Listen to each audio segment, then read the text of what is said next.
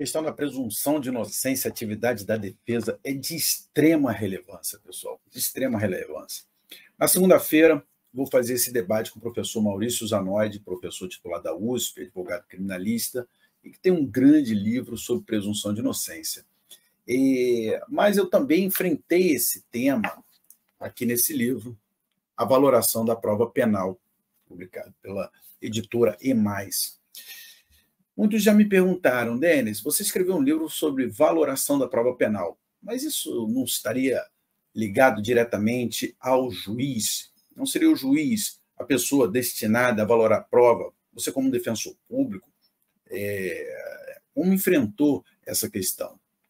Sim, pessoal, nós estamos falando de valoração da prova penal, isso é indiscutível. É o momento lá de análise realizada na sentença, nos acordos, isso não se discute.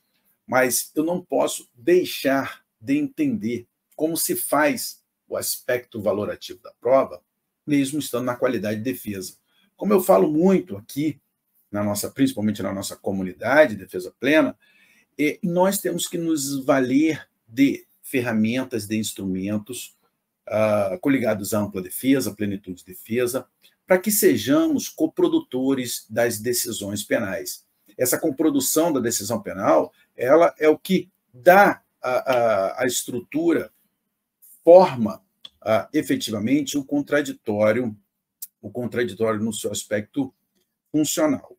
Não só aquele contraditório no seu aspecto formal, de intimações, de conhecimento da causa e possibilidade de impugnar os atos processuais, mas efetivamente é algo que gera uma influência decisória. E aí cabe principalmente à defesa esse trabalho. E no livro eu trato lá um capítulo, Presunção de Inocência e seus efeitos com modelos de constatação. Então, o que eu propus aqui? É que nós analisássemos a presunção de inocência, mas numa vertente efetivamente prática. Como que a defesa se comporta, claro, o julgador, mas principalmente como nós da defesa nos comportamos a partir desse elo, esse elo que é a visão de uma pessoa perante um processo penal. E aí, vou ler rapidamente para vocês alguns trechos, alguns rápidos parágrafos, para nós contextualizarmos isso. Um dos critérios necessários, falo lá na página 399, um dos critérios necessários para aferir qualquer grau de culpa em relação ao acusado diz respeito ao reconhecimento do estado de inocência, como principal parâmetro destinado à avaliação e formação de um Estado preocupado com a proteção de inocentes. Essa é o mote de análise de todo esse livro, que é a proteção da inocência.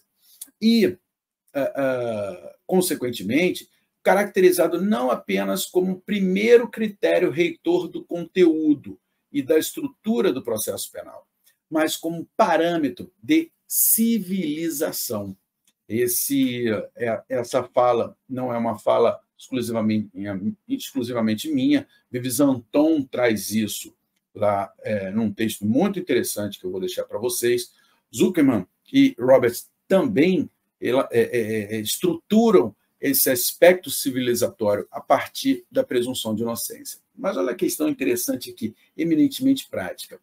A dinâmica processual, já estou na página 401, e probatória, deve seguir pela seguinte alusão: o acusado é inocente.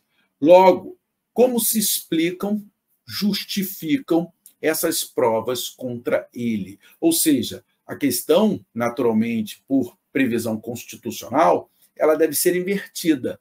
Ele entra inocente e devem todas as provas formarem elementos de justificação para inverter essa lógica, para traduzir na culpa desse acusado, caso haja provas, claro. Resumindo, através das palavras enfáticas de Illuminati, se não se parte da presunção de inocência, não teria nenhuma lógica para a necessidade processual. Não teria nenhuma lógica a necessidade do processo penal. E ainda, claro que aqui eu tenho um capítulo inteiro sobre essa questão dos modelos de constatação da presunção de inocência, que é uma rápida chamada para nós pensarmos um pouquinho, de forma mais séria, a questão da presunção de inocência. Digo ainda, o juiz não deve partir de uma convicção positiva, no sentido de supor a culpa do acusado no momento da instrução probatória e sua valoração, mas seguir diante de um raciocínio negativo, uma racionalidade crítica na aferição de todos os elementos de prova. Quando eu trabalho a racionalidade defensiva, é justamente isso que eu estou trazendo para vocês. É uma racionalidade crítica dos elementos de prova. É claro que seria, de certa forma, maravilhoso que todos os juízes, as juízas, fizessem essa análise crítica dos elementos de prova. Mas, na prática, a gente sabe que isso, infelizmente, não acontece. Então, pessoal, cabe à defesa esse trabalho. Cabe à defesa pensar uma lógica prática da presunção de inocência. Não só aquela análise teórica, extremamente necessária, por óbvio, mas uma lógica prática da presunção de inocência. Tem mais. Até esquecendo. Deixa eu ver se eu vou conseguir achar aqui o que eu estava pensando. E isso resulta,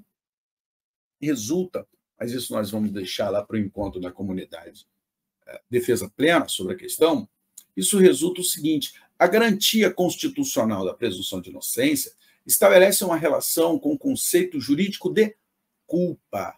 Isso nós pouco trabalhamos no dia a dia prático. O que reforça a necessidade da distinção, aqui está o ponto, entre inocência probatória e culpa probatória, inocência material e culpa material. Sempre lembrando que nós temos uma relação assimétrica no processo. De um lado, uma força acusatória, do outro, uma força defensiva. Inclusive, já tivemos, por esse aspecto, algumas críticas do professor Michele Tarufo, que eu, nesse ponto, não concordo, mas que é de extrema necessidade que nós tenhamos essa análise, principalmente, ou melhor, caracterizada como uma análise crítica dos elementos de prova, para estabelecer ali elos de proximidade decisória, ou seja, que nós sejamos coprodutores de decisões penais.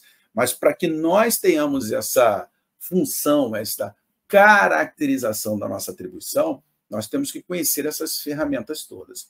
Ferramentas essas que nós vamos trabalhar melhor com o professor Maurício Zanotti na segunda-feira, às 8h30, segunda-feira, 5 de fevereiro, mas quem não puder, fique tranquilo, todos os encontros ficam gravados na nossa comunidade Defesa Plena, tá certo?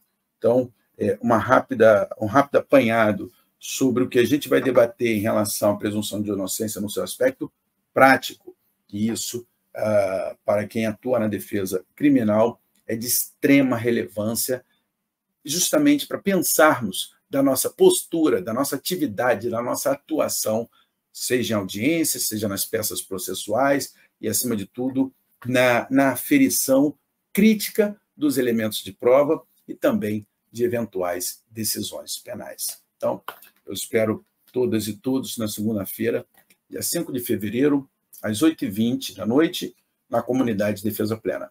Mas, repito, quem não puder, fica tranquilo que esse e todos os outros encontros ficam gravados. Esse é o nosso 38º encontro.